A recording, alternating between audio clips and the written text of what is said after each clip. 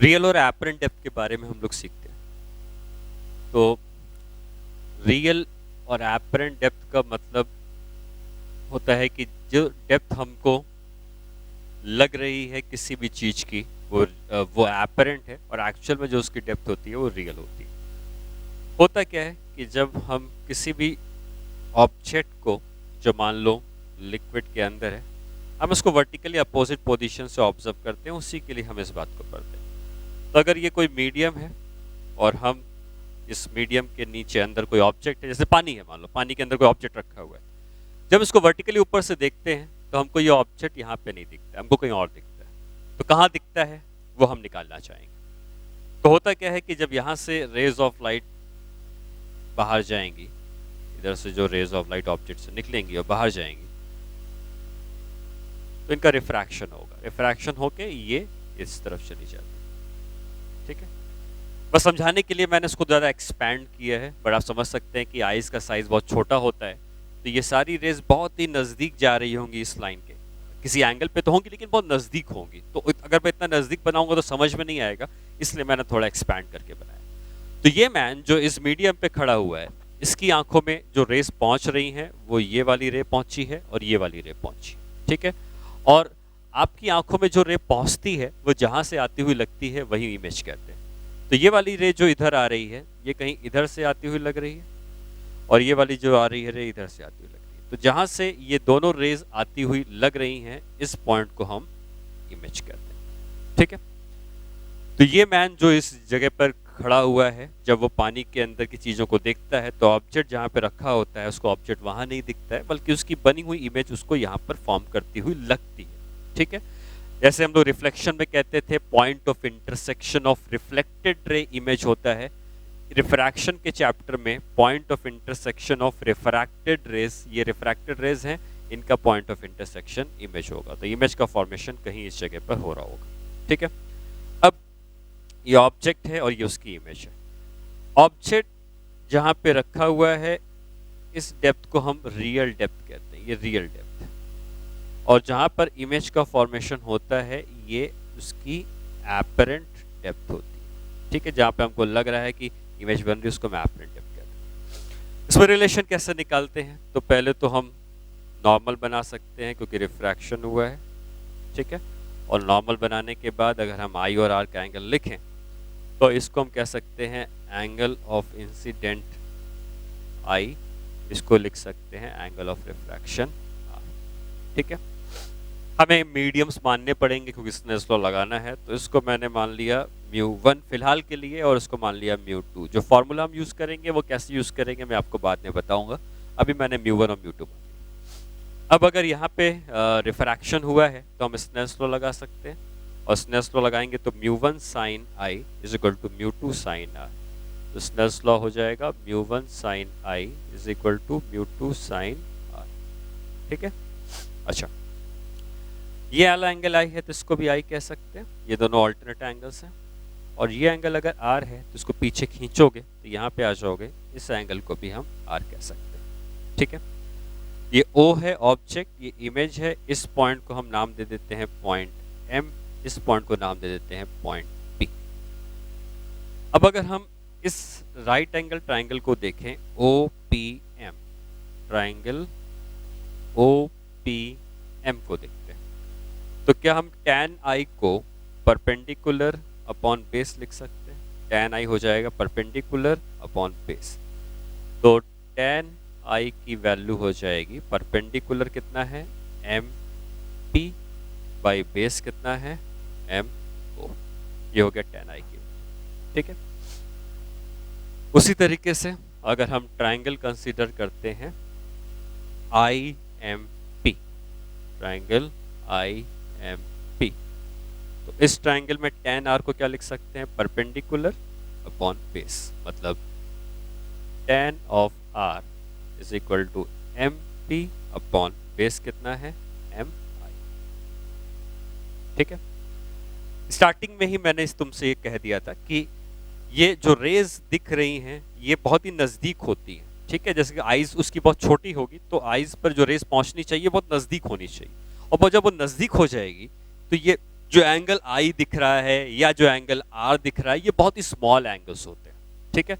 और अगर आई और स्मॉल एंगल्स होते हैं, आई एंड आर स्मॉल एंगल्स, तो अगर ये दोनों एंगल स्मॉल होते हैं तो हम ऐसा लिख सकते हैं कि जो tan आई है ये sin आई के बराबर हो जाता है। जब थीटा बहुत छोटा होता है तो sin थीटा और tan थीटा एक दूसरे के बराबर होते हैं, और tan r जो है वो sin r के बराबर हो जाएगा, ठीक है। अब इस बात को अगर हम यूज करें तो ये बन जाएगा sin i is equal to M P by M O and sin r is equal to M P by M I. ये बन जाएगा sin i है sin r।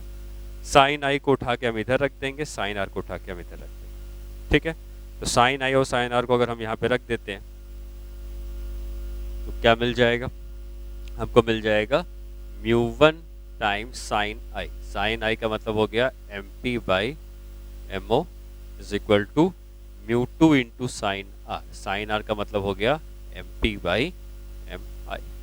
क्या ये कैंसिल हो जाएगा, क्या कैंसिल हो जाएगा, एम पी और एम पी कैंसिल हो जाएगा। एम ओ क्या है, एम ओ रियल डेप्थ है ऑब्जेक्ट की, एम आई क्या है, एम आई एपरेंट डेप्थ है जहां इमेज दिख रही है। तो अगर हम इसको यहाँ पे नोट करें तो लिख सकते हैं μ1 by real depth is equal to μ2 by apparent depth. यहाँ से हमको एक फाइनली फॉर्मूला मिल जाता है, apparent depth upon real depth is equal to μ2 by μ1, ठीक है। तो बेसिकली फॉर्मूला ये बताता है कि हम किसी भी ऑब्जेक्ट को अगर हम वर्टिकली ऊपर से देखते हैं, ये कोई वाटर हो सकता है, कोई भी मीडियम हो सकता है, तो ऑब्जेक्ट हमको यहाँ ना दिख के उसकी इमेज हमको कहीं और दिखाई देती है, पास में दिखाई देती है। तो ऑब्जेक्ट जहाँ पर है वो उसकी रियल डेप्थ, डेप्थ मतलब इस सरफेस से उसकी कितनी गहराई है, तो उसकी रियल डेप्थ, रियल गहराई डी की है, और जहाँ इमेज दिखती है वह एपरेंट डेप्थ या एपरेंट गहराई है। तो रियल डेप्थ डी है, एपरेंट डेप्थ इतनी है, तो एपरेंट डेप्थ और रियल डेप्थ का जो रेशियो होता है ये μ2 और μ1 के रेशियो के बराबर होता है, ठीक है। ये डेरिवेशन ठीक है, कोई जरूरत नहीं है इसकी, हमें फाइनली इस रिजल्ट को ही यूज करना पड़ता है कॉम्पिटिटिव एग्जाम्स के पॉइंट ऑफ व्यू से। तो कॉम्पिटिटिव पॉइंट्स ऑफ एग्जाम के पॉइंट ऑफ व्यू से जब रिलेशन आया है, इसको थोड़ा सा और समझते हैं कि रिलेशन है क्या और हमको कैसे किसी प्रॉब्लम में यूज करना है, ठीक है। तो यहां पर अगर मैं दो केसेस लेता हूं,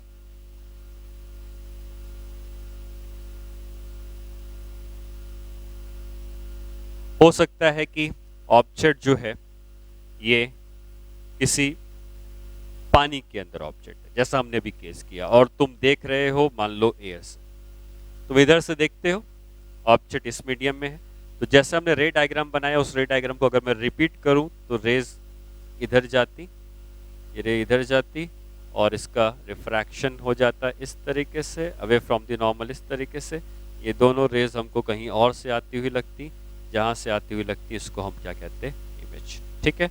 जहां पर इमेज बनती इस डेप्थ को हम कहते हैं एपरेंट डेप्थ, और जहां पर ऑब्जेक्ट रखा है इस डेप्थ को हम कहते हैं रियल डेप्थ, ठीक है। वही चीज अगर उल्टा होता, कहने का मतलब यह है कि अगर तुमने ऑब्जेक्ट को एयर में रख दिया, ठीक है, ऑब्जेक्ट मान लो यहाँ पे कहीं रखा हुआ है, और कोई फिश है जो पानी के अंदर से उसको देखना चाहती है, ठीक है। तो ऑब्जेक्ट अब एयर में है, ये मान लो वाटर है या कोई भी एक ऐसा मीडियम है जो डेंसर है, और इस मीडियम के अंदर से उस ऑब्जेक्ट को देखना है। तो रेज जब ऑब्जेक्ट से निकलेंगी तो रेज कुछ इस तरीके से बाहर निकली, और क्योंकि नीचे वाला मीडियम डेंसर है तो रेज नॉर्मल की तरफ बेंड हो जाएंगी, नॉर्मल की तरफ बेंड हो। ये इस मीडियम पे जो भी मैन है या फिश है उसकी आंखों में जो रेज आ रही हैं, ये दोनों रेज रिफ्रैक्टेड रेज हैं, और रिफ्रैक्टेड रे का पॉइंट ऑफ इंटरसेक्शन इमेज कहा जाता है। तो अगर हम इन रेज को पीछे की तरफ एक्सटेंड कर दें, ये दोनों रेज कहीं ना कहीं मिलती हुई लग रही होंगी, और जहां भी मिलती हुई लग रही होंगी वो हो जाएगा इमेज, ठीक है।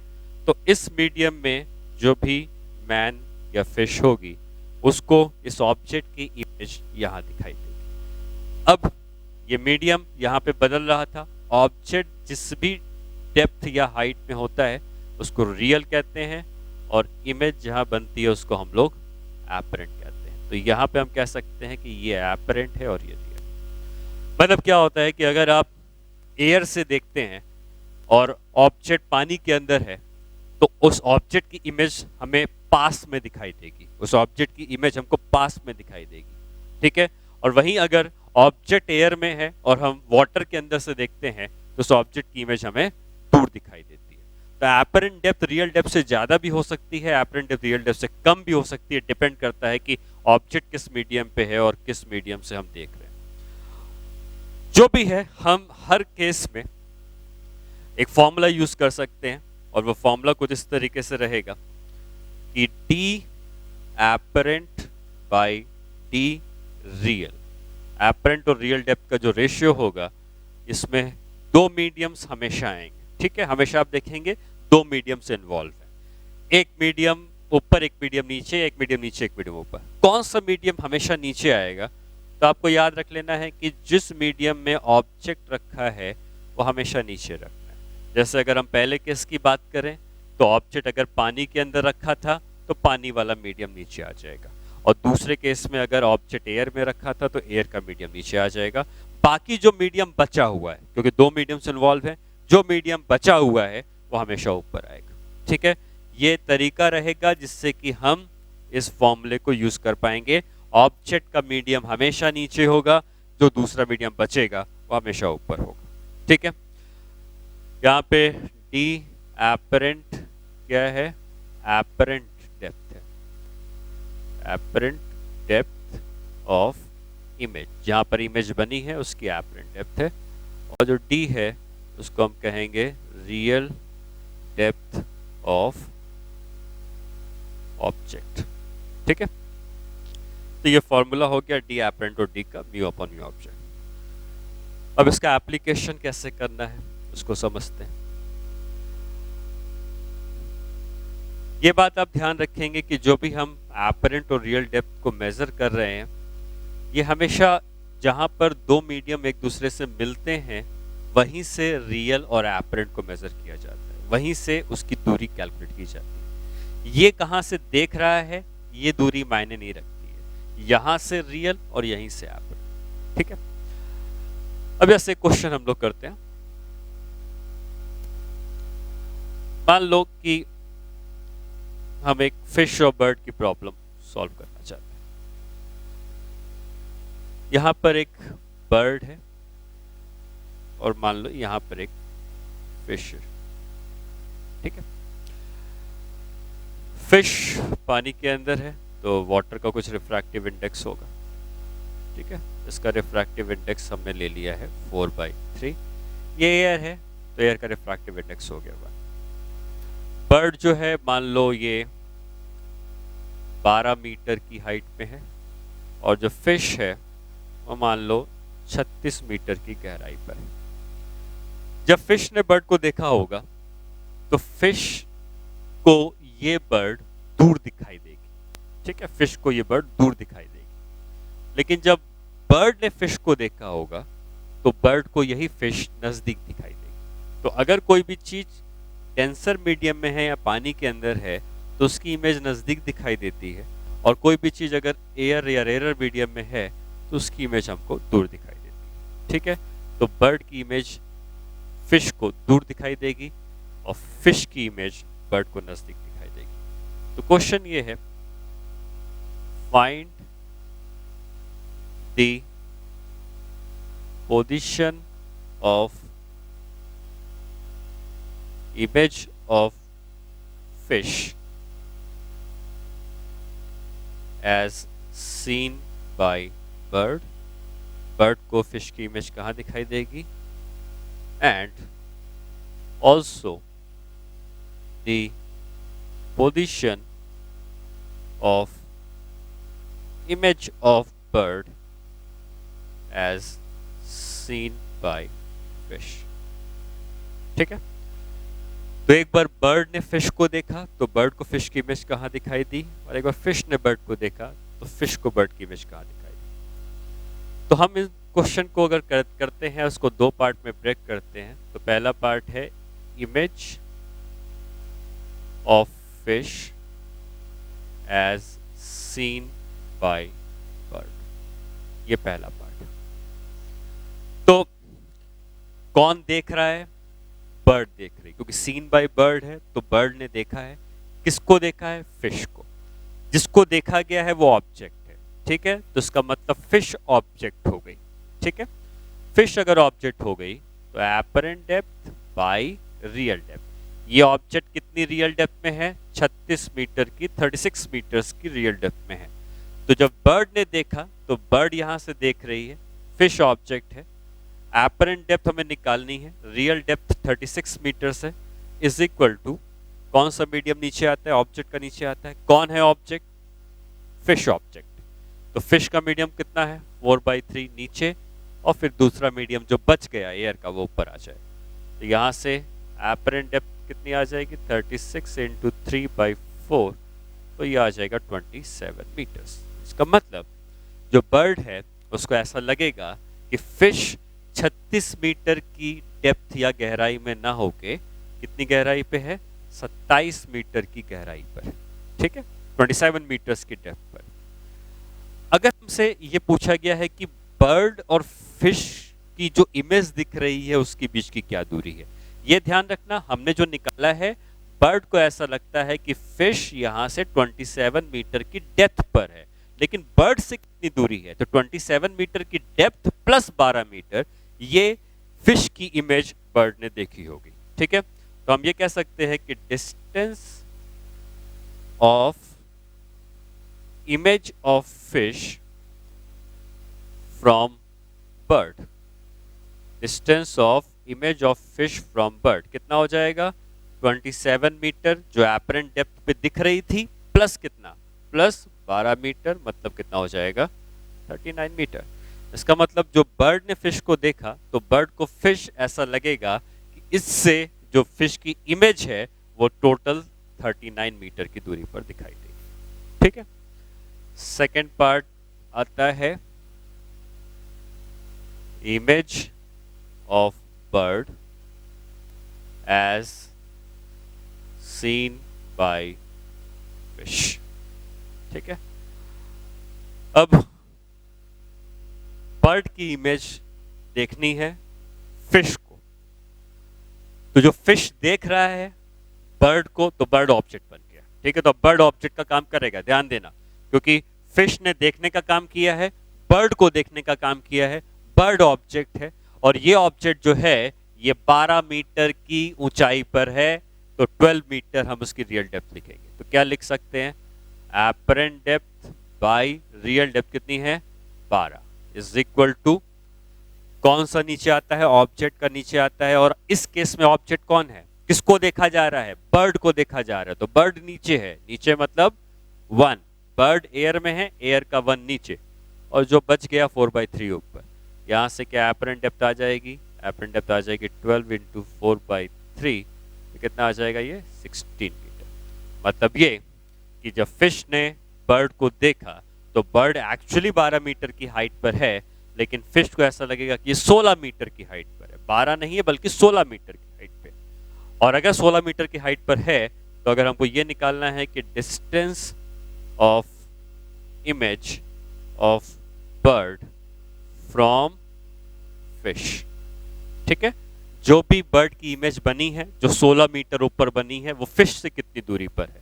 तो 16 मीटर ऊपर इमेज बनी है प्लस 36 मीटर और, तो फिश से जो टोटल दूरी हो जाएगी वो कितनी हो जाएगी? 16 metre plus 36 metre is equal to 52 metres, ठीक है। तो बर्ड को फिश खुद से 39 मीटर पर दिखती है, लेकिन फिश को बर्ड जब देखोगा, फिश ने जब बर्ड को देखा तो उसको 52 मीटर्स पे बर्ड फिश दिखी, सॉरी बर्ड दिखी, ठीक है। तो अगर ए बी को देखता है तो ए को बी कहीं और दिखता है, और बी ए को दिखता है तो बी को ए कहीं और दिखता है, तो ए से बी तक की दूरी ए के हिसाब से अलग आएगी और बी से ए तक की दूरी बी के हिसाब से अलग आएगी, ठीक है। तो ये क्वेश्चन हो गया जिसमें हम रियल और एपरेंट डेप्थ का यूज कर रहे हैं, और इसमें इस बात का ध्यान रखा गया कि हमें कैसे वो फॉर्मूला जो मैंने आपको बताया था रियल और एपरेंट डेप्थ उसका यूज करना, ठीक है। चलिए नेक्स्ट प्रॉब्लम में हम आते हैं, और ऐसा हो सकता है कि अभी मैं 2 मीडियम्स ले रहा हूं, हो सकता है 2 से ज्यादा मीडियम्स भी हो, ठीक है, तो वो भी मैं आपको बताऊंगा। तो जैसे दो से ज्यादा मीडियम्स होते तो होता क्या,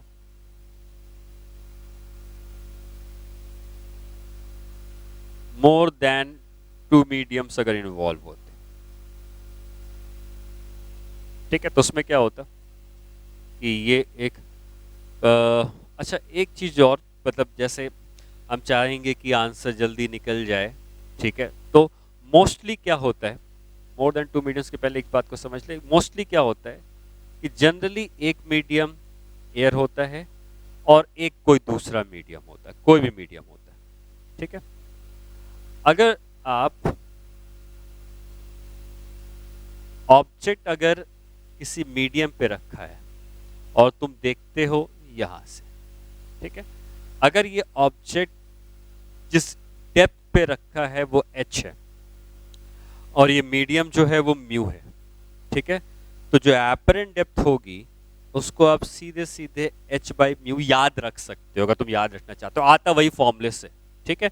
तो अगर ऑब्जेक्ट किसी म्यू के मीडियम में रखा है, जनरली वाटर होगा या ग्लास होगा, तो अगर वो ऑब्जेक्ट म्यू के मीडियम में रखा है और तुम उसको एयर में देखते हो, तो अगर h में रखा है तो दिखता है h बाई म्यू, ठीक है।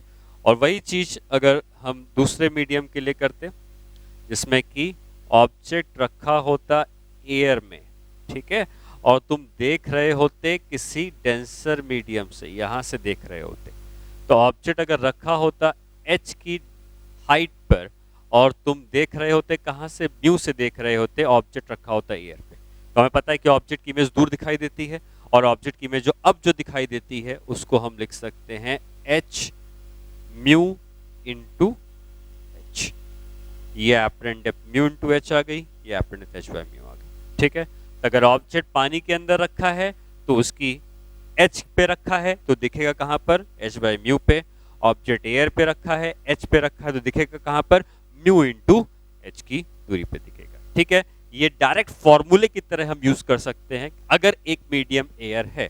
अगर एक मीडियम एयर नहीं है तो फिर आपको वही formula apparent depth upon real depth is equal to नीचे ऑब्जेक्ट का मीडियम ऊपर दूसरा मीडियम, ठीक है, वो तरीका लगाना होगा।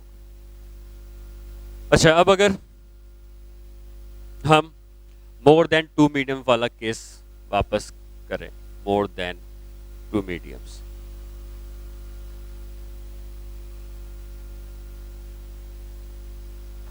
तो अगर कई सारे मीडियम्स इन्वॉल्व हैं, ठीक है, और ऑब्जेक्ट मान लो कहीं यहां पे रखा हुआ है, तो आप जब इस ऑब्जेक्ट की इमेज को देखेंगे तो कहीं और दिखाई देगी, ठीक है। तो ये कहां पर दिखाई देगी, इसका रिजल्ट हम याद रखते हैं। अगर ये H1 है, ये H2 है, ये H3 है, ठीक है, ये मीडियम μ1 है, ये मीडियम μ2 है, ये मीडियम μ3 है, और पहले हम इसको एयर लेंगे फिर हम इसको जनरलाइज कर देंगे किसी और मीडियम के लिए, ठीक है। उसके लिए आप ऐसा समझें कि अगर सिर्फ और सिर्फ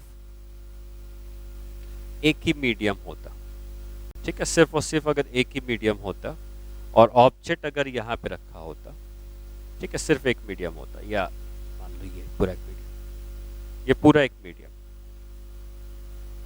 ऑब्जेक्ट यहाँ पे रखा होता और ये पूरी दूरी h होती, ये रिफ्रैक्टिव इंडेक्स में होता और हम इधर से देख रहे होते। तो जैसा हमने अभी कुछ देर पहले सीखा कि सिंगल मीडियम अगर है और h की दूरी पर ऑब्जेक्ट है तो उसकी इमेज कहाँ दिखती है, हमें वाटर के अंदर रखा है तो h बाई म्यू पे। तो क्या हम वही चीज यहाँ पे कह सकते हैं कि अगर एक सिंगल मीडियम होता और h की दूरी पर ऑब्जेक्ट को रखा होता तो एपरेंट डेप्थ का फॉर्मूला क्या हो जाता, h बाई म्यू का, ठीक है। बट यहाँ पे तीन मीडियम आ गए, तीन मीडियम आ गए हैं, ऑब्जेक्ट कहीं यहाँ पे रखा हुआ है, H1 की हाइट का ये है, H2 की हाइट का ये है, H3 की हाइट का ये है, एयर से हम देख रहे हैं, एयर से यहाँ भी हम देख रहे होते, ठीक है।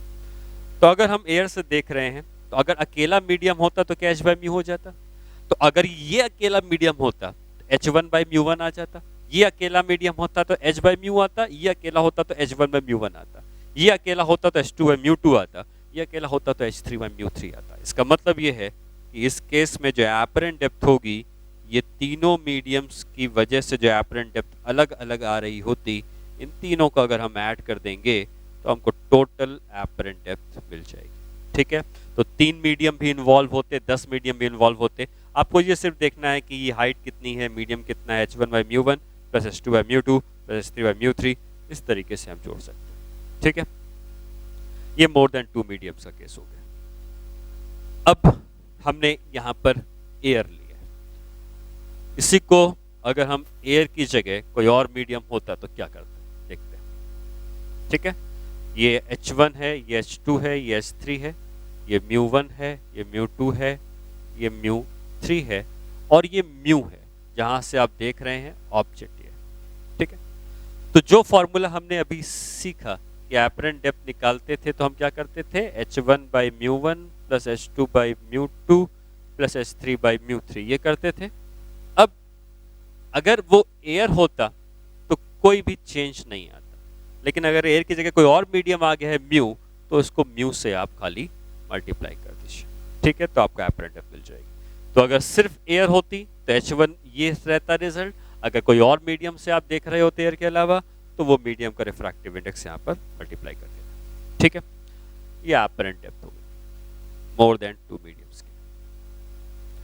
तो एक क्वेश्चन कर लेते हैं मोर देन 2 मीडियम्स के लिए।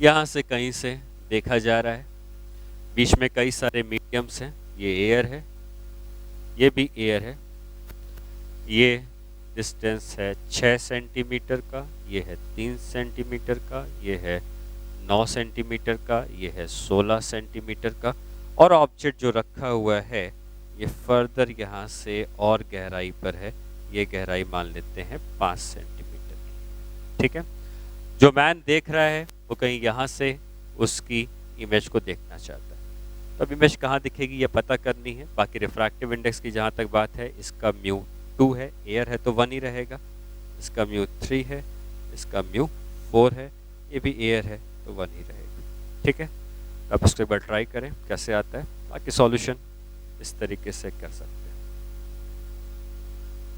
सॉल्यूशन में हमें एपरेंट डेप्थ अगर निकालनी है तो एपरेंट डेप्थ का हमने क्या फॉर्मूला सीखा है, h1/μ1 plus h2/μ2 plus h3/μ3। कितनी बार आया है, 1 2 3 4 5, 5 बार लिखेंगे। h4/μ4 प्लस h5/μ5, और क्या देखने वाला मीडियम एयर है तो इसलिए कुछ मल्टीप्लाई करने की जरूरत नहीं पड़ेगी। Apparent depth is equal to h1/μ1 मतलब 6 divided by 2 plus h2/μ2, h2 कितना है 3, और μ2 कितना है, एयर है, एयर का मतलब कितना रहा 1 रहा, plus h3/μ3 9/3 plus h4/μ4 16/4 plus h5/μ5 5/1। ठीक, इन सब को अगर हम जोड़ देते हैं तो एपरेंट डेप्थ कितनी मिल जाएगी, 3 plus 3 plus 3 plus 4 plus 5, apparent depth आ जाएगी 6 9 13 प्लस 5 18 सेंटीमीटर। इसका मतलब इस ऑब्जेक्ट की जो इमेज दिखेगी उस मैन को, वो यहाँ से 18 सेंटीमीटर नीचे दिखाई देगी। ठीक है, 6 3 9 9 18, मतलब उसकी इमेज कहीं यहाँ दिखाई देगी, इस सरफेस से 18 मीटर नीचे, मतलब इस ऑब्जेक्ट जो यहाँ रखा है उसकी इमेज हमको कहीं यहाँ पे फाइंड दिख रही होगी। ठीक है, इस तरीके से हम इसकी एपरेंट इमेज को, एपरेंट डेप्थ को फाइंड आउट करते हैं कि इमेज का फॉर्मेशन कहाँ पर हो रहा होगा। ठीक है, चलिए फिर नेक्स्ट पार्ट में आते हैं, और एपरेंट और रियल डेप्थ के ऊपर हमने कुछ क्वेश्चंस किए। ठीक है, उसके बाद हम लोग एपरेंट वेलोसिटी के बारे में थोड़ा समझते हैं कि वेलोसिटी कैलकुलेट करनी होगी तो हम कैसे कैलकुलेट करेंगे। तो उसमें होता क्या है, जो तरीका एपरेंट डेप्थ निकालने का है वही तरीका एपरेंट वेलोसिटी निकालने का भी। जैसे मान लेते हैं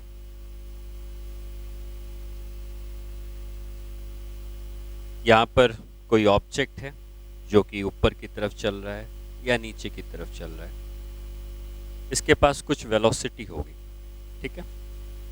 इसकी वेलोसिटी को वो v मान लेते हैं। ये मीडियम है जिसका रिफ्रैक्टिव इंडेक्स म्यू है।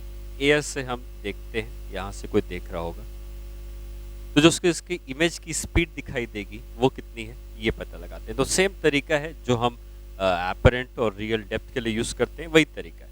तो हम एपरेंट वेलोसिटी का मतलब इस मैन को इसकी क्या वेलोसिटी दिख रही है। इस मैन को इसकी रियल वेलोसिटी v है, कितनी दिखेगी, वही तरीका है। अगर ये h की डेप्थ में होता तो h बाई म्यू दिखता, उसी तरीके से v की वेलोसिटी है तो उसको v बाई म्यू की वेलोसिटी दिखाई देगी, ठीक है। अगर ये एयर की जगह कोई और मीडियम होता तो क्या करते, एयर की जगह कोई और मीडियम होता तो हम उस मीडियम के रिफ्रैक्टिव इंडेक्स से उसको मल्टीप्लाई कर देते। तो ये v से चल रहा है ऑब्जेक्ट, यहाँ से देख रहे हैं, ये यहाँ पर एयर था, मान लो ये म्यू डैश होता और ये म्यू होता, ठीक है।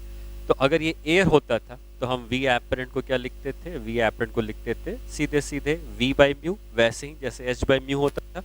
और अगर ये म्यू डैश है तो म्यू डैश से यहाँ पर मल्टीप्लाई कर देते, ठीक है। तो सेम तरीका है जो हम एपरेंट और रियल डेप्थ के लिए यूज़ करते हैं, वही एपरेंट और रियल वेलोसिटी के लिए भी लगा सकते हैं, ठीक है।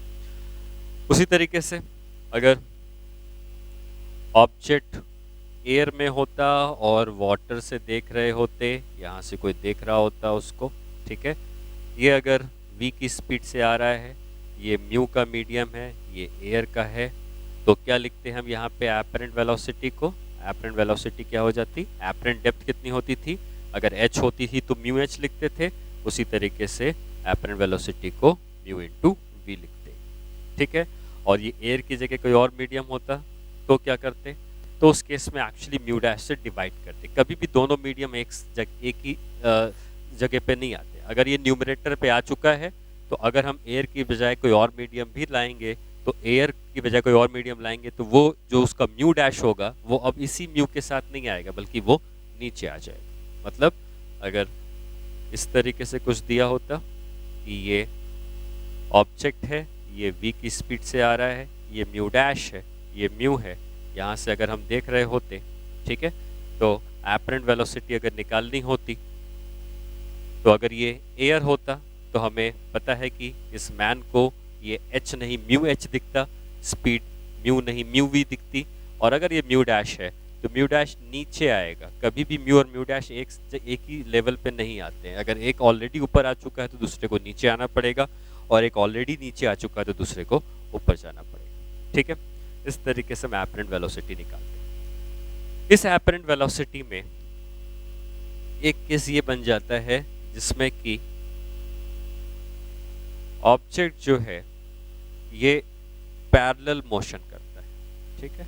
ये मीडियम हो गया, मान लो ये एयर है या कोई भी मीडियम है, और यहाँ से देखा जा रहा है। अगर ये पैरेलल मोशन करता है तो इसकी ये वाली डेप्थ कभी बदलती ही नहीं है, और ये वाली डेप्थ अगर नहीं बदलती है तो एपरेंट डेप्थ भी नहीं बदलती है। कहने का मतलब ये है कि ऐसे केसेस में जब ये परपेंडिकुलर मोशन करता है तो एपरेंट वेलोसिटी उसकी रियल वेलोसिटी के ही बराबर आती है। एपरेंट वेलोसिटी तब बदलती है जब वो हाइट को चेंज करता है, ऊपर या नीचे जाता है। अगर वो पैरेलल मोशन करेगा तो एपरेंट वेलोसिटी में कोई चेंज नहीं आएगा, ठीक है।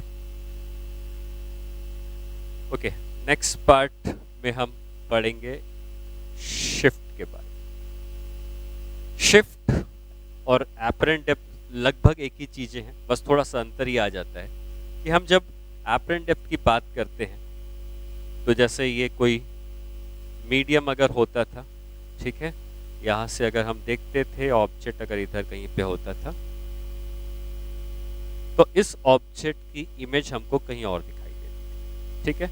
ऑब्जेक्ट से रेज निकलती थी लेकिन रिफ्रैक्शन होने की वजह से उसकी इमेज का फॉर्मेशन किसी और जगह पर होता। तो ऑब्जेक्ट जहाँ पर होता था इसको हम रियल डेप्थ कहते थे, इमेज जहाँ बनती है इसको एपरेंट डेप्थ कहते हैं, और ऑब्जेक्ट और इमेज के बीच की जो दूरी होती है इसी को हम नाम देते हैं शिफ्ट का। तो जो शिफ्ट है ये कोई नई चीज़ नहीं है, बल्कि वही है जो हम ऑलरेडी पढ़ चुके हैं, और शिफ्ट हो जाता है उसकी real depth minus apparent depth. Real में से एपरेंट डेप्थ को माइनस कर देंगे तो हमको शिफ्ट की वैल्यू मिल जाएगी, ठीक है। अब अगर शिफ्ट की वैल्यू हमको मिल जाती है तो एपरेंट डेप्थ इस केस के लिए कितनी है? अगर ये एयर है तो एपरेंट डेप्थ इस केस के लिए कितनी है? क्योंकि ऑब्जेक्ट पानी के अंदर रखा है, एच की डेप्थ में रखा होता तो एच बाई म्यू हो जाता था एपरेंट डेप्थ। अगर डी की डेप्थ में रखा है तो डी बाई म्यू हो जाएगा एपरेंट डेप्थ, और शिफ्ट हो जाएगा D minus D by mu के बराबर। ठीक है। तो अगर आपसे कभी ये पूछता है कि शिफ्ट क्या है, आपका एपरेंट डेप्थ निकालना आता है, तो आप उसी की मदद से भी शिफ्ट निकाल सकते हो। तो कोई नई चीज़ नहीं आती है शिफ्ट की। हाँ, लेकिन शिफ्ट एक ऐसी चीज़ है जो कई बार ज़्यादा यूजफुल हो जाती है as compare to apparent depth. किन केसेस में होती है वो केस मैं आपको बताता हूँ। जैसे अगर हमको ये एक ग्लास की स्लैब दी हुई है, ठीक है, ग्लास की स्लैब है, और ऑब्जेक्ट को तुम इसके पीछे रखते हो कहीं पे, ठीक है, और देखते हो यहाँ से, तो जब रेस जाएंगी तो तुमको ये ऑब्जेक्ट यहाँ ना दिखाई देके बल्कि कहीं और दिखाई देगा। कहाँ पर दिखाई देगा उसके लिए हमने ऑलरेडी तरीका सीखा हुआ है। मान लो ये टी है और ये जो दूरी है ये दूरी मान लो एल है, ठीक है। ये मीडियम है म्यू का, ये एयर है और ये एयर। तो क्या हमने एपरेंट डेप्थ निकालना सीखा था पहले भी, जहाँ पर एक से ज़्यादा मीडियम इन्वॉल्व हो जाते हैं। एक से ज़्यादा मीडियम जब इन्वॉल्व हो जाते हैं तो एपरेंट डेप्थ हम लिखते थे h1 by mu one plus h2 by mu two. तो एपरेंट डेप्थ अगर आप यहाँ पे फाइंड आउट करेंगे तो एपरेंट डेप्थ हो जाएगी h1 बाई म्यू वन मतलब t by mu plus h2 by mu two मतलब l बाई वन, क्योंकि एयर वन, ये इसके एपरेंट डेप्थ। शिफ्ट का फॉर्मूला क्या है? शिफ्ट का फॉर्मूला होता है कि जो भी उसकी रियल डेप्थ है और एपरेंट डेप्थ है, इनका डिफरेंस हम शिफ्ट कहते हैं। तो रियल डेप्थ कितनी है इसकी? रियल डेप्थ यहाँ से डेप्थ मतलब जहाँ से मीडियम शुरू हो गया, तो रियल डेप्थ कितनी है? t प्लस एल, ये उसकी रियल डेप्थ है। तो t plus L real depth है, इसमें से एपरेंट डेप्थ माइनस कर देंगे तो t बाई म्यू और l माइनस हो जाएगा। ये l और l कैंसिल हो जाएगा और ये बचेगा t 1 माइनस 1 बाई म्यू।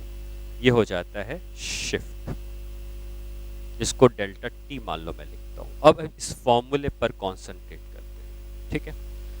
ये फॉर्मूला ये बताता है कि अगर आपको सिर्फ शिफ्ट निकालना है, ठीक है, एपरेंट डेप्थ नहीं निकालना है, सिर्फ शिफ्ट निकालना है, तो ऑब्जेक्ट अगर यहाँ पर है तो उसकी इमेज कहीं ना कहीं बन रही होगी, और उस ऑब्जेक्ट और इमेज के बीच की जो दूरी है, शिफ्ट का मतलब distance between object and image, distance between object and image. तो अगर हमें शिफ्ट निकालना है, ऑब्जेक्ट और इमेज के बीच की दूरी निकालनी है, तो उसके लिए सीधे सीधे डायरेक्टली ये फॉर्मूला यूज किया जाएगा।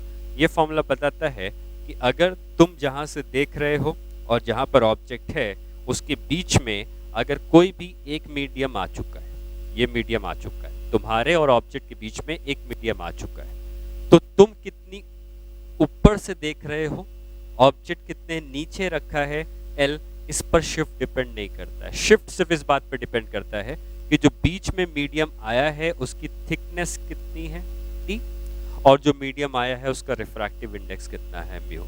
और शिफ्ट का फॉर्मूला हो जाता है T into 1 minus 1 by mu के बराबर, ठीक है। तो ये फॉर्मूला है जो सीधे सीधे बताता है कि ऑब्जेक्ट की इमेज जहां बन रही है वो कितने से शिफ्ट हो चुकी है, ठीक है। अब ऑब्जेक्ट की इमेज शिफ्ट, ऑब्जेक्ट की इमेज कहां बन रही है, इसको तुम चाहो तो रे डायग्राम से समझ सकते हो। ये ऑब्जेक्ट यहां रखा था, ठीक है। अगर रेज ऑफ लाइट जाती इस तरह से, रेज ऑफ लाइट गई, इनका रिफ्रैक्शन हुआ, फिर ये रे ऑफ लाइट इधर, ठीक है।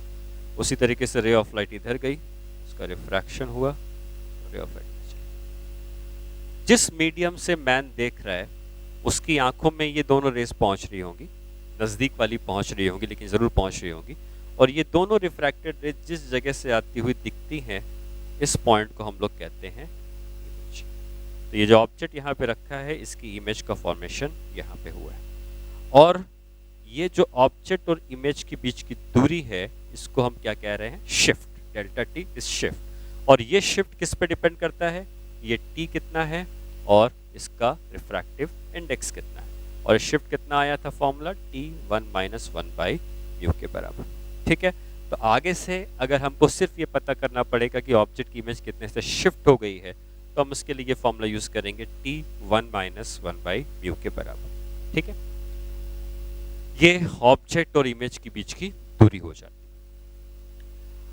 अब अगर ऐसा हो सकता है, क्योंकि वेरिएशन फिजिक्स में हर क्वेश्चन में बहुत सारे हो सकते हैं, तो ऐसा हो सकता है कि जिस मीडियम से देखा जा रहा है वो मीडियम एयर ना होके कोई और मीडियम हो गया होता।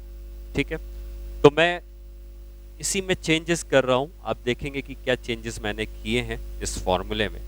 अगर ये मीडियम म्यू की जगह म्यू डैश हो जाता, ये भी म्यू डैश हो जाता, दोनों साइड सेम मीडियम हम लोग करते हैं। ठीक है, म्यू डैश के मीडियम से हम लोग देख रहे हैं, तो बस ये फॉर्मूला जो था इसमें ऊपर जो 1 था उसकी जगह आ जाएगा म्यू डैश।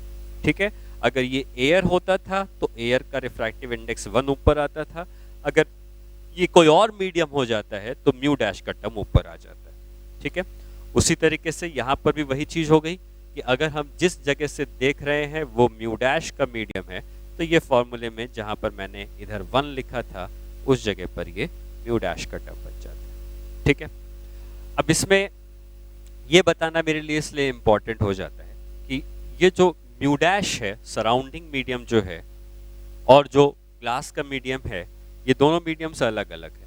कोई भी मीडियम ज्यादा डेंसर हो सकता है कि ग्लास ज्यादा डेंसर हो, ये दोनों मीडियम कम डेंसर हो, या सराउंडिंग मीडियम ज्यादा डेंसर हो और ग्लास कम डेंसर हो। तो म्यू डैश और म्यू में कौन बड़ा है उसके हिसाब से डेल्टा टी की वैल्यू पॉजिटिव भी आ सकती है, नेगेटिव भी आ सकती है। शिफ्ट की वैल्यू रहेगी उतनी, हो सकता है 1 + 3 आ जाए, 1 - 3 आ जाए, लेकिन शिफ्ट जो हुआ है वो मान लो 3 सेंटीमीटर प्लस या 3 सेंटीमीटर माइनस आया, तो प्लस और माइनस का क्या रोल है यहाँ पे। जब भी शिफ्ट पॉजिटिव आता है, शिफ्ट इज पॉजिटिव, इसका मतलब होता है कि जो इमेज होती है शिफ्ट हो जाती है, शिफ्ट्स अवे फ्रॉम ऑब्जर्वर। ठीक है, मतलब क्या हुआ, अगर तुमने ये वैल्यू कैलकुलेट करी और ये वैल्यू पॉजिटिव आ गई, तो इस इमेज शिफ्ट्स अवे नहीं, closer to observe, closer to observe. ठीक है, तो अगर ये शिफ्ट पॉजिटिव आती है तो ऑब्जेक्ट की इमेज जो होती है ये क्लोज आ जाती है, ऑब्जर्वर यहाँ पर है उसके नजदीक आ जाती है। वहीं अगर ये शिफ्ट नेगेटिव होता तो इस ऑब्जेक्ट की इमेज नजदीक ना कि इससे दूर चली जाएगी।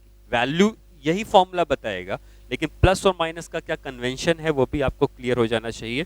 प्लस का मतलब नजदीक आना, नेगेटिव का मतलब दूर जाना। ठीक है, तो हम यहां लिख सकते हैं shift is negative, image shifts farther, farther मतलब दूर हो जाना। ठीक है, image shifts farther from observe. ठीक है, तो ये दो चीजें हम याद रख सकते हैं। शिफ्ट का फॉर्मूला क्या है, शिफ्ट का फॉर्मूला मैंने आपको बताया, और फिर मैंने ये बताया कि उसको यूज करते समय अगर पॉजिटिव आता है तो नजदीक आ जाएगी इमेज, नेगेटिव आता है तो इमेज दूर चली जाएगी। अगर सराउंडिंग मीडियम एयर है तो म्यू डैश की जगह 1 होगा, सराउंडिंग मीडियम म्यू डैश है तो उसकी जगह हमें म्यू डैश लिखना पड़ेगा। ठीक है, एक क्वेश्चन करते हैं इसके ऊपर। ये ग्लास का स्लैब है, इसकी थिकनेस 3 सेंटीमीटर की है, इसका म्यू 3/2 है, यहाँ पे कहीं पे ऑब्जेक्ट रखा है, यहाँ से कहीं से हम देखते हैं। ठीक है, मान लो आपको दिया है कि जो सराउंडिंग मीडियम है, ये सराउंडिंग मीडियम जो है इसका म्यू जो है ये है 4/3, पानी के अंदर रखा हुआ है। ठीक है, 4/3। तो अब हमसे ये पूछ सकता है कि फाइंड शिफ्ट, हमसे पूछता है कि शिफ्ट कितना हुआ। तो शिफ्ट निकालने के लिए जो फॉर्मूला था हम वही यूज करेंगे। क्या फॉर्मूला है, टी कितना है यहाँ पे 3, 1 माइनस, क्योंकि सराउंडिंग मीडियम म्यू डैश है तो म्यू डैश ऊपर आ जाएगा 4/3, नीचे वही मीडियम आएगा जो बीच में रखा है 3/2, तो ये हो जाएगा 3, 1 माइनस 8/9, तो ये हो जाएगा 1/3 सेंटीमीटर।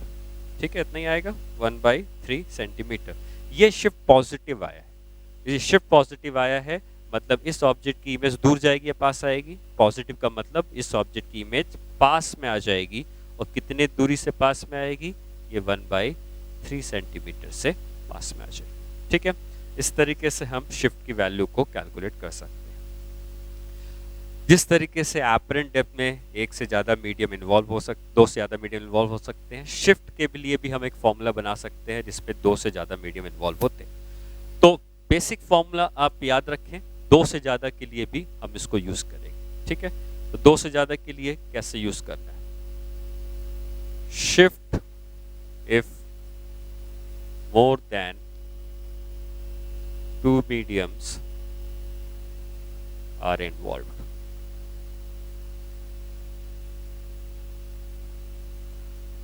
तो इसको डायग्राम बनाते हैं। यहाँ पर एक मीडियम है, यहाँ पे दूसरा मीडियम है। ठीक है, और मान लो ये ऑब्जेक्ट यहाँ पे रखा हुआ है, यहाँ से कहीं से देखते हैं।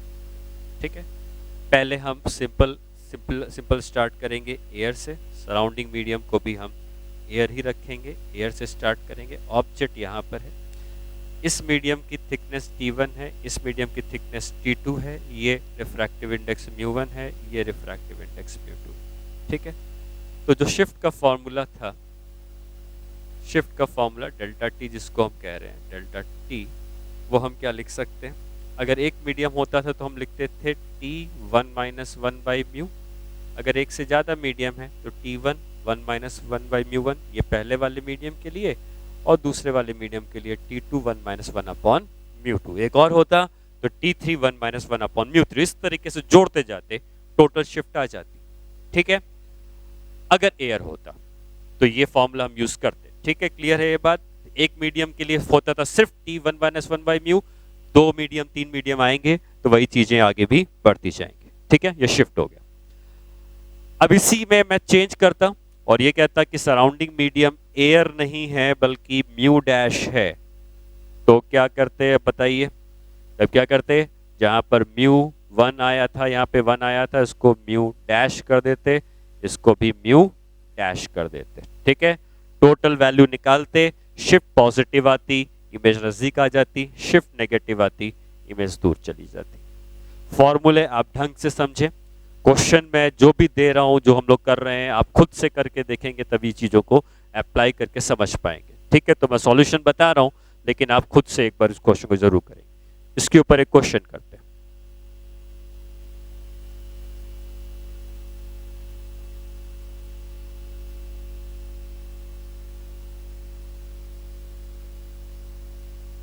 ऑब्जेक्ट यहां पर है, मैन यहां से देखता है, ये सारी जो डिस्टेंसेस हैं ये हमको दिए हुए हैं। ये 6 सेंटीमीटर है, ये 9 सेंटीमीटर है, ये 4 सेंटीमीटर है, ये मान लो 12 सेंटीमीटर है, और ये इधर जो है ये 5 सेंटीमीटर है। ठीक है, इसका रिफ्रैक्टिव इंडेक्स हमको दिया हुआ है μ = 2, इसका दिया है μ = 3। ये एयर है, ये भी एयर है, ये भी एयर है, इसका है μ = 4। ठीक है, तुमसे ये पूछा गया है कि इमेज कहां बन रही है। ठीक है, क्वेश्चन ये है, locate the position of image. हम इसको एपरेंट डेप्थ से भी कर सकते हैं, क्योंकि हमने वो पहले सीखा है। हम उसको एपरेंट डेप्थ से भी कर सकते हैं, हम इसको शिफ्ट से भी कर सकते हैं। दोनों तरीके से हमको सेम आंसर मिलेगा। अगर हम एपरेंट डेप्थ से करते थे तो क्या तरीका होता था एपरेंट डेप्थ से? बताओ जरा। एपरेंट डेप्थ से तरीका होता था, apparent depth is equal to h1/μ1 plus h2/μ2 plus h3/μ3, सबको जोड़ते थे, यही करते थे। एपरेंट डेप्थ से निकालते हैं इस क्वेश्चन को। पहले एपरेंट डेप्थ तो निकालते, h1 कितना है 6, μ1 कितना है 2, 6/2 प्लस 9/3 प्लस 4/1, एयर 1 है, 4/1 प्लस 12/4 प्लस 5, अगेन एयर है, by 1। कितना आ जाएगा ये? 3 + 3 6 + 4 10 + 3 13 प्लस 5, 18 सेंटीमीटर। इसका मतलब ये रहा कि ये ऑब्जेक्ट जो यहाँ पे रखा हुआ था, इसकी एपरेंट डेप्थ सरफेस से 18 सेंटीमीटर नीचे आती। तो अगर ये सरफेस है 9 6 15 4 19, कहीं यहाँ पर इमेज बन रही होती और हमें ये इमेज कितनी दूरी पे आई है, 18 सेंटीमीटर की एपरेंट डेप्थ पे आई। तो यहाँ से हम कह सकते हैं 18 सेंटीमीटर की एपरेंट डेप्थ पे आती। ठीक है। वहीं अगर हम सेकेंड मेथड यूज करते शिफ्ट वाला, तो आप इस बात को समझें, ये मैंने पहले भी बताया है, तुम्हारे और ऑब्जेक्ट के बीच में जो दूसरा मीडियम आया है वही शिफ्ट को प्रोड्यूस करेगा। तुम्हारे और ऑब्जेक्ट के बीच में अगर एयर ही से देख रहे हो और एयर ही आती है, इससे कोई शिफ्ट नहीं आएगा, इससे भी कोई शिफ्ट नहीं आएगा। शिफ्ट ये तीनों प्रोड्यूस करेंगे क्योंकि तीनों अलग मीडियम से, तो शिफ्ट हमेशा दूसरा मीडियम प्रोड्यूस करता है। ठीक है। तो शिफ्ट का जब फॉर्मूला यूज करेंगे तो शिफ्ट का फॉर्मूला क्या है, delta T is equal to T1 1 minus 1 by μ1 plus T2 1 minus 1 by μ2, और इस तरीके से हमको इसको क्या करते हैं, जोड़ते जाना है। ठीक है। कितने मीडियम्स अलग आए हैं, 3 मीडियम्स अलग आए हैं, तो 3 बार लगेगा। कितना है T1, T1 मतलब थिकनेस कितनी है, 6 सेंटीमीटर। 1 माइनस 1 बाई μ1 कितना है, 2 के बराबर, तो T1 6 है, 1 माइनस 1 बाई μ2 है। फिर T2 कितना है, 9, T2 है 9, 1 माइनस 1 बाई 3, दूसरा मीडियम 3 का है, तो 1 माइनस 1 बाई 3। इससे नहीं लेंगे क्योंकि ये एयर है, दूसरा मीडियम शिफ्ट बनाता है, एयर में ही रखा है तो नहीं होगा। ये शिफ्ट करेगा, ये करेगा और ये करेगा। ये कितना करेगा, तीसरा वाला करेगा 12, 1 माइनस 1 बाई कितना आ जाएगा, 4। ठीक है। 12, 1 माइनस 1 बाई 4, ये तीनों से शिफ्ट आ गया। कितना आ जाता है, ये आ जाता है 3, ये आ जाएगा 2 बाई 3, 3 3 6 हो गया, और ये आ जाएगा 3 बाई 4, 3 3 9 हो गया। कितना हो गया, 9 6 15 और 3 18 सेंटीमीटर। ठीक है। 18 सेंटीमीटर शिफ्ट है। शिफ्ट कहां से आता है, ये शिफ्ट पॉजिटिव आया है। पॉजिटिव आया है मतलब इमेज ऑब्जेक्ट के नजदीक आ चुकी है। इमेज ऑब्जेक्ट के नजदीक आ चुकी है। कितने से नजदीक आई है, 18 सेंटीमीटर से नजदीक आई है। मतलब अगर इमेज यहां बनी है तो ये जो शिफ्ट आया है, ये शिफ्ट हो गया है 18 सेंटीमीटर। और जो एपरेंट डेप्थ हमने निकाली थी, वो एपरेंट डेप्थ कहां से आती है, सरफेस से आती है।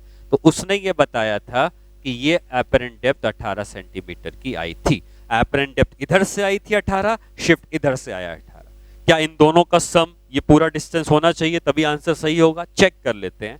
6 और 9 15, 15 और 4 19, 6 और 9 सॉरी 15 प्लस 4 19, 19 एंड 12 31, 31 और 5 36। मतलब यहां से यहां तक की दूरी 36 सेंटीमीटर है। शिफ्ट 18 ऊपर बताता है, एपरेंट डेप्थ 18 नीचे बताता है। दोनों इमेज को सेम जगह लोकेट करते हैं और दोनों ही आंसर सही है। तो अगर आप इधर से बताओगे 18 सेंटीमीटर नीचे आ गई है, इधर से बताओगे 18 सेंटीमीटर ऊपर चली गई। ठीक है। तो दोनों फॉर्मूले यहां पर काम करते हैं। ये हो गया शिफ्ट का और एपरेंट डेप्थ का रिलेशन। ठीक है। चलिए नेक्स्ट पार्ट में आते हैं। शिफ्ट और एपरेंट डेप्थ को सीखने के बाद अगर कोई क्वेश्चन और करते हैं, हम मिरर को भी इसमें इंक्लूड कर लेते हैं मान लो, तो क्वेश्चन कुछ इस तरीके का है हमारे पास। एक नेक्स्ट क्वेश्चन हम लोग बनाते हैं। अच्छा, अब तुम्हारे दिमाग में एक बात आ सकती है कि शिफ्ट कब यूज करना है और एपरेंट डेप्थ कब यूज करना है। आंसर दोनों सही मिलता है। आप एपरेंट डेप्थ उन जगहों पर यूज करें जहां पर एक ही बार रिफ्रैक्शन हो रहा है, और शिफ्ट उन जगहों पर यूज करें जहां पर 2 बार रिफ्रैक्शन हो रहा है या 2 से ज्यादा बार हो रहा है। एग्जाम्पल ये है, ये कॉनकेव मिरर, ठीक है। कॉनकेव मिरर के हम किस पॉइंट पर ऑब्जेक्ट को रखते हैं तो इमेज वहीं बनती है, सेंटर ऑफ कर्वेचर। तो कॉनकेव मिरर के अगर आप सेंटर पर ऑब्जेक्ट को रख देते हैं तो उसकी इमेज वहीं बनती है। रीजन ये होता है कि यहां से जाने वाली रे मिरर के परपेंडिकुलर टकराती है और रिफ्लेक्ट होके वापस आ जाती है। तो सेंटर ऑफ कर्वेचर पर अगर ऑब्जेक्ट रखा होगा तो उसकी इमेज वहीं पर बन जाएगी। ठीक है। ऑब्जेक्ट और उसकी इमेज एक ही जगह पर बनेगी अगर सेंटर पे रख दोगे। लेकिन अगर तुमने इस मिरर के अंदर मान लो पानी भर दिया, वाटर से फिल कर दिया। ये मिरर रहा और इसके अंदर तुमने वाटर से उसको फिल कर दिया। अब वाटर से फिल करने के बाद फिर से क्वेश्चन यही रहेगा कि अब हम इस ऑब्जेक्ट को कहां पर रखें जिससे कि उसकी इमेज का फॉर्मेशन फिर से वही हो। ठीक है, तो क्वेश्चन ये है कि find the position of object so that image is formed on the object itself। ठीक है, बाकी आपको इंफॉर्मेशन ये दी है कि हमने h की हाइट तक पानी भर दिया है। इस वाटर का रिफ्रैक्टिव इंडेक्स 4 या म्यू है, मान लो सिर्फ म्यू ही लेते हैं, और इसका जो रेडियस ऑफ कर्वेचर है वो r के बराबर। ठीक है, जब तक पानी नहीं भरते थे तो तुम अगर यहां से r की दूरी पर रखते थे तो इमेज भी वहीं बन जाती थी, लेकिन यहां पर ऐसा नहीं होगा। यहां पे अगर तुम सेंटर पे रखोगे तो ऐसा नहीं होगा, क्योंकि ये जो मिरर है ये मिरर पानी के अंदर से देख रहा है। यहाँ पे मिरर हवा से ही देख रहा था, ऑब्जेक्ट भी हवा में था, कोई दिक्कत नहीं थी, दोनों एयर में थे। यहाँ पे मिरर पानी के अंदर से देख रहा है, तो अगर मिरर पानी के अंदर से देख रहा है तो तुम ऑब्जेक्ट को एक्चुअली जहां रखोगे उसको ऑब्जेक्ट वहां दिखेगा ही नहीं। इसको ये पानी के अंदर से दिख रहा है, तुमको पता है कि अगर तुम h की हाइट पर रखते हो तो क्या पानी के अंदर से वो चीजें तुम्हें h इंटू म्यू की हाइट पे दिखती हैं। तो इस मिरर को ये कहीं यहां दिखाई देगा। ठीक है, इस मिरर को ये कहीं यहां पर दिखाई देगा। तुम रखोगे यहां पर दिखेगा यहां पे। और यहां पर दिखने से क्या होगा कि जब ये रेज इस तरीके से जा रही होंगी तो इनका रिफ्रैक्शन होगा, और रिफ्रैक्शन होने के बाद जब रे इसमें परपेंडिकुलर टकराएंगी तभी ये रे वापस इसी रास्ते पे लौटेंगी और ऑब्जेक्ट की इमेज वहीं बन जाएगी जहां पर ऑब्जेक्ट रखा है। तो अब हम उसको सेंटर पे नहीं रख सकते हैं, हमें थोड़ा सा सेंटर के नीचे रखना होगा। आप देख सकते हैं रे डायग्राम, जब हम उसको सेंटर के थोड़ा सा नीचे रखेंगे तभी रे परपेंडिकुलर टकराएगी। यहाँ पर सीधे सीधे परपेंडिकुलर टकरा ले रही थी क्योंकि बीच में कोई मीडियम नहीं था। यहाँ पे मीडियम आ गया है तो रे इधर से जाके रिफ्रैक्ट करेंगी और परपेंडिकुलर टकराने के लिए ऑब्जेक्ट को थोड़ा सा नीचे रखना पड़ेगा। तो कहाँ रखना है ये हमसे पूछा गया। तो मैंने जैसे बताया कि मिरर को क्या लग रहा है, यहाँ पे मिरर को क्या लग रहा है कि रेज सीधे आ रही हैं तो यहीं से आ रही है। यहाँ पे मिरर को क्या लग रहा है, रे ऐसी आ रही हैं तो रे यहाँ से आ रही हैं। और जहां से भी आती हुई लग रही हैं, क्या ये मिरर पानी के अंदर से देखता है? तो अगर तुम h की दूरी से देख रहे हो, h की डेप्थ से देख रहे हो, यहां से मिरर देख रहा है तो मिरर पानी के अंदर से देखता है। ऑब्जेक्ट h की डेप्थ पे रखा होता है, तो ऑब्जेक्ट अगर एयर में रखा होता है तो उसकी हाइट कितनी हो जाती है, म्यू इंटू h। मतलब तुमने अगर h पे रखा होगा तो मिरर को म्यू इंटू h पे दिखाई देगा, और जहां पर दिखाई देगा वही पॉइंट इसका सेंटर होना चाहिए। क्यों? क्योंकि सेंटर से आने वाली लाइन ही परपेंडिकुलर होती है। इसका मतलब ये पॉइंट मिरर का सेंटर हो गया, और अगर ये पॉइंट मिरर का सेंटर है तो ये पूरी दूरी कितनी हो जाएगी, r। यहाँ पर एक चीज थोड़ी सी मैं बदल देता हूं, क्योंकि ये हमने ऑलरेडी h माना हुआ था, तो इस लेंथ को h ना मान के इस लेंथ को मैं l दे देता हूँ। ठीक है, ये h माना गया है, ये h माना गया है जहां पे रखा गया है, और इमेज बनी है म्यू इंटू h की हाइट पर। जहां पे इमेज बनी है वही सेंटर होना चाहिए। सेंटर से यहां तक की दूरी कितनी हो जानी चाहिए, r के बराबर। ठीक, तो अब क्या कह सकते हैं कि ये म्यू h और l मिलके क्या r के बराबर हो जाएंगे। तो mu h plus l is equal to r। तो हमको क्या निकालना था, h कितना आ जाएगा, r minus l by mu. ये बात समझ में आई? तो यहाँ पे हमने एपरेंट डेप्थ का यूज किया है इस बात को समझने के लिए कि सिर्फ यहाँ पर एक ही बार रिफ्रैक्शन हुआ है, तो एपरेंट डेप्थ हम लगाएंगे। एपरेंट डेप्थ लगाने के लिए हमने क्या किया, मिरर के अंदर पानी भर दिया गया है, और अगर मिरर के अंदर पानी भर दिया गया है जिसका रिफ्रैक्टिव इंडेक्स म्यू के बराबर था, तो मिरर का ये जो पोल है जब इस ऑब्जेक्ट को देखता है तो मिरर पानी के अंदर से देख रहा है। अगर आप पानी के अंदर से देखते हो तो ऑब्जेक्ट दूर चला जाता है, और h पे रखते हो तो म्यू h पे दिखाई देता है। तो मिरर को ये ऑब्जेक्ट यहाँ पे दिखाई देगा, म्यू h की हाइट पे दिखाई देगा, और ये जहां पर भी दिखाई देगा वही सेंटर होना चाहिए, क्योंकि ये लाइन इसके परपेंडिकुलर होगी तभी रे आएंगी, लौट जाएंगी, इमेज वहीं बनेगी। तो ये दूरी अगर रेडियस है तो म्यू h और l को जोड़ के r होगा, यहाँ से हम h की वैल्यू फाइंड आउट कर सकते हैं। ठीक है, तो ये क्वेश्चन में हमने रिफ्रैक्शन ऑफ लाइट और मिरर दोनों को जोड़कर भी क्वेश्चन बनाए जा सकते हैं। ठीक है, ओके, चलो फिर नेक्स्ट पार्ट में आते हैं। और नेक्स्ट पार्ट में हम सीखते हैं कि टोटल इंटरनल रिफ्लेक्शन क्या होता है।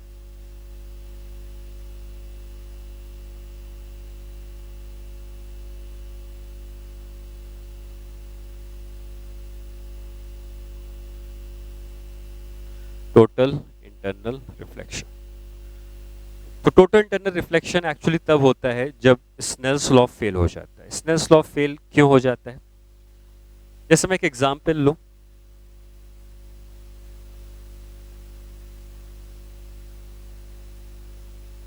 मान लो मैंने कहा कि इसका जो रिफ्रैक्टिव इंडेक्स है ये 2 है, ये एयर है, रिफ्रैक्टिव इंडेक्स 1 है, यहाँ पे एक रे ऑफ लाइट आई और ये एंगल मान लो 60 डिग्री।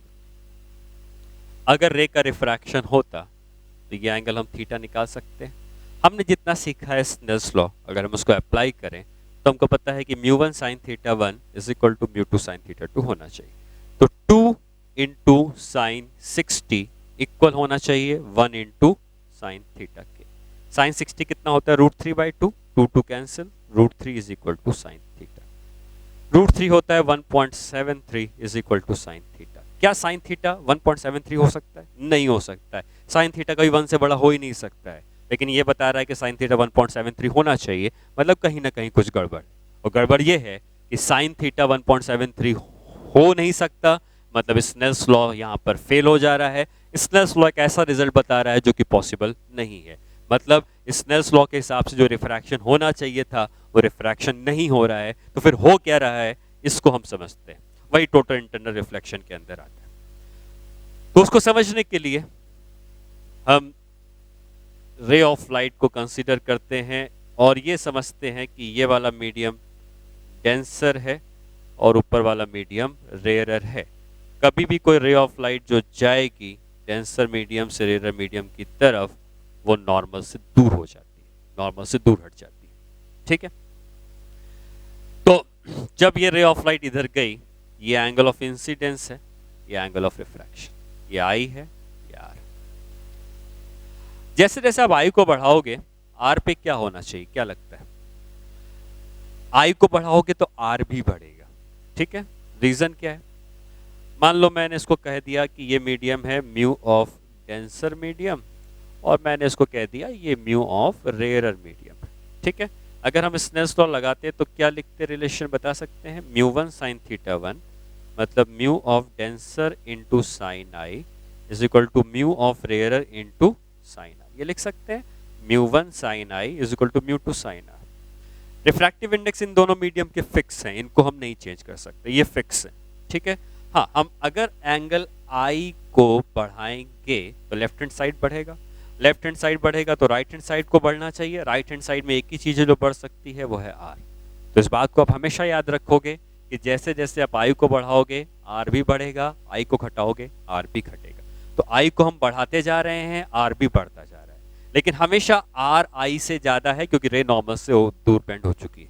तो जैसे जैसे हम आई को बढ़ा रहे हैं आर भी बढ़ता जा रहा है, तो कोई ना कोई एक ऐसा एंगल आएगा जिसमें ये आर बढ़कर क्या 90 डिग्री के बराबर हो जाएगा। आई बढ़ रहा है, आर भी बढ़ रहा है, आई को बढ़ाते गए आर बढ़ता गया, लेकिन कभी ना कभी ये आर जाकर 90 डिग्री के बराबर हो गया और उस समय ये जो रे ऑफ लाइट है ये इस सरफेस को ग्रेज करके पैरेलल टेंजेंशियली उस सरफेस के निकल जाती है। ठीक है, जिस समय ऐसा होता है इस एंगल को हम कहते हैं क्रिटिकल एंगल। ये क्रिटिकल एंगल पर रे ग्रेस करके निकल गई। अगर तुम एंगल को इससे ज्यादा और बढ़ाओगे तो आर को बढ़ना चाहिए, लेकिन क्या आर बढ़ पाएगा? नहीं। क्यों? क्योंकि मैक्सिमम एंगल ऑफ रिफ्रैक्शन जो हो सकता है वो 90 डिग्री हो सकता है। अगर इससे ज्यादा एंगल को हम बढ़ा देंगे तो आर और नहीं बढ़ सकता है, स्नेल्स लॉ वहां फेल हो जाएगा। तो स्नेल्स लॉ कब तक एप्लीकेबल है?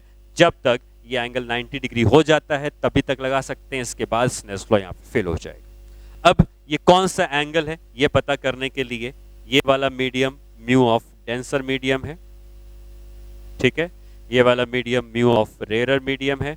अगर हम स्नेल्स लॉ लगाते हैं mu 1 sine theta 1 is equal to mu 2 sine theta 2, तो क्या लिख सकते हैं यहाँ पे लिख सकते हैं mu of denser medium into sine of critical angle is equal to mu of rarer medium into sine of 90 degrees. ये एंगल 90 डिग्रीज है, तो यहाँ से साइन ऑफ क्रिटिकल एंगल कितना आ जाएगा, mu of rarer medium by mu of denser medium. ये एक formula है जो आपको याद रखना है। कभी भी आपको क्रिटिकल एंगल निकालने को कहेगा, आपको याद रखना है साइन ऑफ क्रिटिकल एंगल होता है mu of rarer medium by mu of denser medium. ठीक है, ये क्रिटिकल एंगल निकालने का फॉर्मूला है।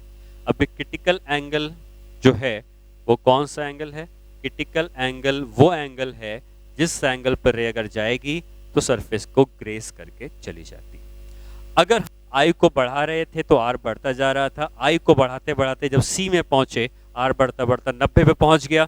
अब हम अगर आई को और बढ़ाएंगे, अगर हमने इसके एंगल को क्रिटिकल एंगल से भी ज्यादा कर दिया, ये एंगल जो है theta, it is greater than critical angle, तो अब ये और तो बढ़ नहीं सकता क्योंकि रिफ्रैक्शन मैक्सिमम 90 डिग्री हो सकता है। तो लाइट एनर्जी अगर आई है तो अपने आप गायब तो हो नहीं सकती, तो लाइट एनर्जी जो है ये वापस इसी मीडियम में लौट के चली आती है। ठीक है, व्हेन थीटा है, now theta is greater than critical angle, और इस एंगल पर जब रे जाएगी तो ये रिफ्लेक्ट होके वापस आ जाएगी। यहाँ पे रिफ्रैक्शन होना बंद हो जाएगा, यहाँ पे क्या हो जाता है, रिफ्लेक्शन होना शुरू हो जाता है, और जितने एंगल पर रे जाएगी उतने एंगल पर रे वापस भी आ जाएगी। इसको हम कहते हैं टोटल इंटरनल रिफ्लेक्शन। और ऐसा कब होता है, जब थीटा क्रिटिकल एंगल से ज्यादा होता है। थीटा क्रिटिकल एंगल के बराबर होता है तो रे ग्रेस करके चली जाती है, थीटा क्रिटिकल एंगल से कम होता है तो नॉर्मल रिफ्रैक्शन जैसा होता था वो वैसा ही रहेगा, जैसे स्नेल्स लॉ लगाते थे वो अभी भी लगा सकते हैं, लेकिन अगर क्रिटिकल एंगल से ज्यादा होगा तो नहीं लगा सकते। ठीक है, तो जो प्रॉब्लम हमने स्टार्ट करी थी, क्या मैं पूछूं तुमसे कि यहाँ का क्रिटिकल एंगल निकालो, तो क्रिटिकल एंगल कैसे निकालते हैं, sine of C is equal to, दो मीडियम है, एक 2 है एक 1 है, कौन रेयरर है, 1 रेयरर है, कम है, 2 डेंसर है, ज्यादा है, कितना आ गया साइन सी 1/2, मतलब सी कितना हो गया 30 डिग्री। अगर सी 30 डिग्री है मतलब क्रिटिकल एंगल 30 डिग्री है, और यहाँ पे कितने एंगल पे रे को भेजा गया है 60 डिग्री। ऑब्वियसली 30 डिग्री 60 डिग्री से कम है, क्रिटिकल एंगल 30 है। अगर तुमने जैसे ही 30 से ज्यादा पे रे को भेजा, अब ये रे इधर जा ही नहीं सकती, और जा नहीं सकती तो क्या हो जाएगा, इसका टोटल इंटरनल रिफ्लेक्शन हो जाएगा, इसीलिए यहाँ पे स्नेल्स लॉ फेल हो जाएगा। ठीक है, तो इस बात को हम याद रखते हैं कि क्रिटिकल एंगल निकालने का क्या तरीका है, और क्रिटिकल एंगल अगर हमको पता होगा तो हम ये पता लगा सकते हैं कि रे का रिफ्रैक्शन होगा या टोटल इंटरनल रिफ्लेक्शन होगा। ठीक है।